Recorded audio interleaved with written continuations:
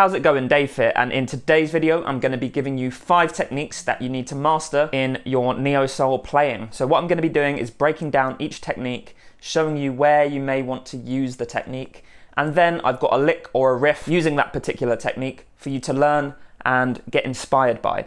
So let's get straight into it. The first technique is the chord quake. So the chord quake sounds a little bit like this.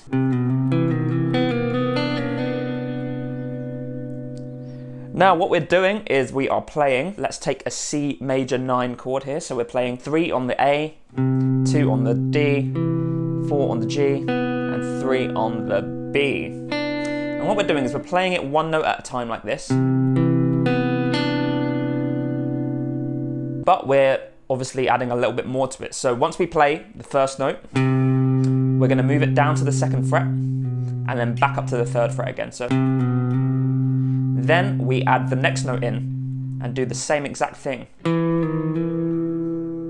Moving it back a fret and then back to its original fret. Then we take the next note and do the same thing again, back a fret and back to its original fret. And then the final note, we do the same thing.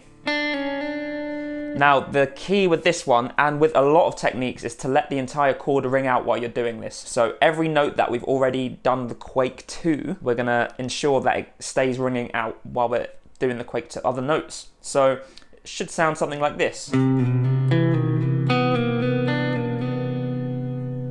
I find that this technique works best at the end of a song or a riff, but it could be used in the middle, at the beginning. I also find that this technique really works well with 9th chords over everything else. That's just my personal preference. So maybe start with 9th chords and then you can try with some other chords. I've done a video going into detail on the chord quake if you're struggling with it, so definitely check that in the description after the video. But here's a lick for you to learn using the chord quake.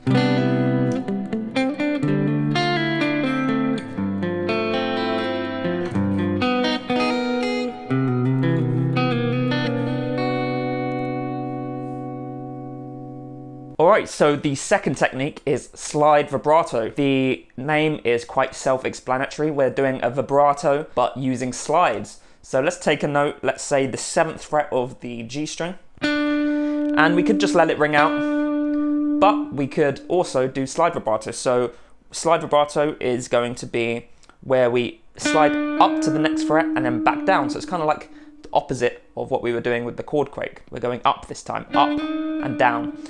But this time we're doing it really, really quickly. So what we want to do is really emphasize that 7th fret and have that 8th fret just be kind of a little bit of color. So like that. We could even do it a couple of times in a row, like that. So it's a really cool sounding technique. Let's take a listen to a lick where we use slide vibrato.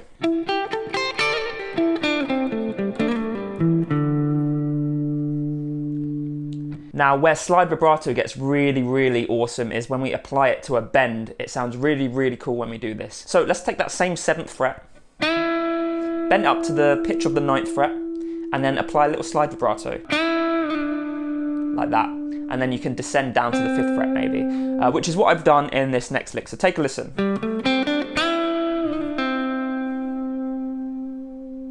Now the slide vibrato is another one I've recently done a video on in a lot of detail, so if you want to get a lot better at this technique, definitely check the video out. It's in the description or it's up there. After you watch this video, go and check that out if that's something you want to learn. Okay, the next technique is a technique I don't know the exact name for, but I'm just going to call it a chord run. So what we're doing is we're playing a chord. For example, we'll play a D minor 7 chord here. 5 on the A, 7 on the D, 5 on the G, 6 on the B, and 5 on the high E. With some chords, we're going to have spare fingers that we're not using, and this is where the chord runs come into play. So we're going to let the chord ring out, and at the same time, we're going to use this little free pinky finger to do little hammer-ons and pull-offs. Like that. And it depends on what key you're playing, which notes work. So experiment, but like any chord that you play that has a free finger, for example, maybe a minor 7 chord here. You could run down the minor pentatonic scale. Now this can get really interesting with chromatic notes and different scales. So it's something worth practicing, as it's used very, very, very often in neo-soul playing. And the one key with this is to let the chord ring out as you're playing these runs. You don't want to kill the chord as you're doing these runs. That's really important. That's really important for a lot of neo-soul techniques, just letting the chord ring out whilst you're doing other things. So check out this lick.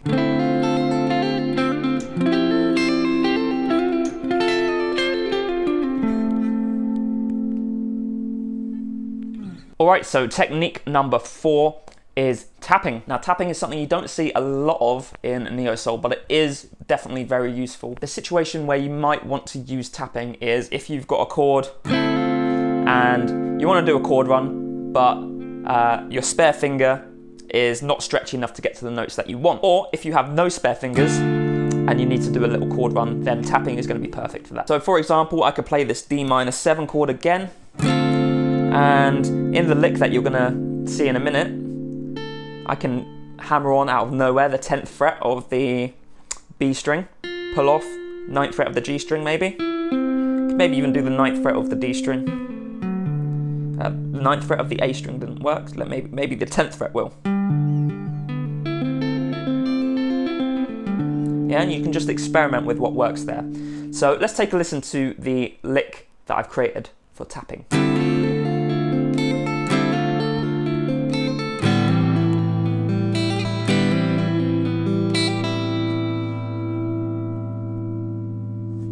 As you can see, I did a little bit of like a little chord run with the spare finger that I had there. So experiment with that. See if you can combine all of these techniques as well. When you combine these techniques is where you get some really, really awesome sounds. The final technique that I'm going to be talking about is muting. So obviously what I mean by muting is when we're hitting the strings but not playing a note, we're just deadening the strings. Where is this useful? This is useful where you don't really have a solid drum beat to kind of play over, and everything's a bit more stripped back, and you want to create a bit of groove.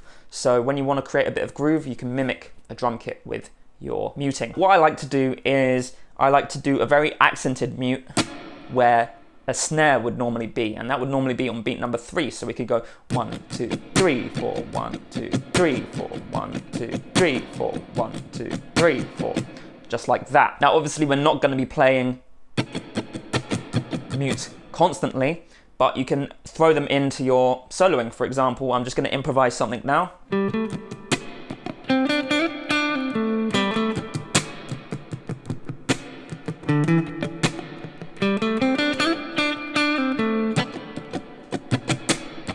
Now obviously you're not going to be muting the entire time because you're going to have to play some notes, but definitely in the gaps you can fill it in with some mutes and it will definitely add a little bit more groove into what you're playing. Take a listen to this cool example that I wrote using some mutes.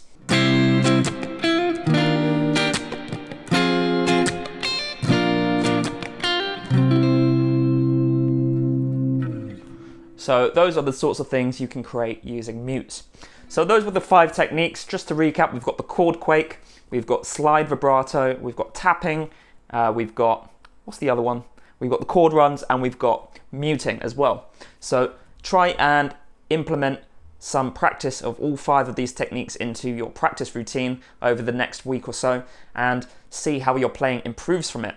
Now, if you enjoyed the video, make sure you click like. Let me know what you thought in the comments. Are there any other techniques that I missed out that you may want to see in a future video? Please let me know down in the comments too. And subscribe to my channel if you haven't done so already. Make sure you hit that notification bell so that every time I release a new video, you're notified. If you're looking to write some really awesome sounding chord progressions, head to the description and check out the first 2 chapters of my book, Chord Charisma. Those first 2 chapters are absolutely free, and they are going to show you how to write a basic chord progression and improve the chord progression by using 6ths, 7ths, 9ths, 11ths and 13ths to extend those chords and make them sound more sophisticated and jazzy and soulful. So if that sounds interesting to you, definitely go and check it out. It's absolutely free. Nothing to lose there. You can also support the channel if you're getting a lot from my channel by heading down to Patreon and donating monthly. It starts at as little as $2 a month. If you fancy helping out the channel, then you can do so there. If you like this video, then you're definitely going to like this video, so check that one out now as well, and I'll see you in the next one.